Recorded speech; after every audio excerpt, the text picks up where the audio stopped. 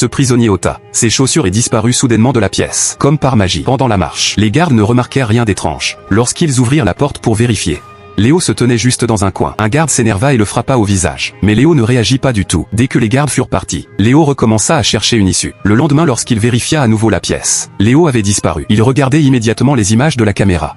Au début, il pensait qu'il serait au même endroit qu'avant. Mais le coin était vide. Lorsqu'un garde leva les yeux, il vit Léo ramper comme un insecte près de la porte. Il le frappa rapidement avec un bâton et le traîna en arrière même après avoir échoué 2 fois. Léo n'abandonna pas, il dessina même un œil sur sa main, faisant semblant que c'était l'œil vigilant d'un garde. Il s'entraîna tous les jours.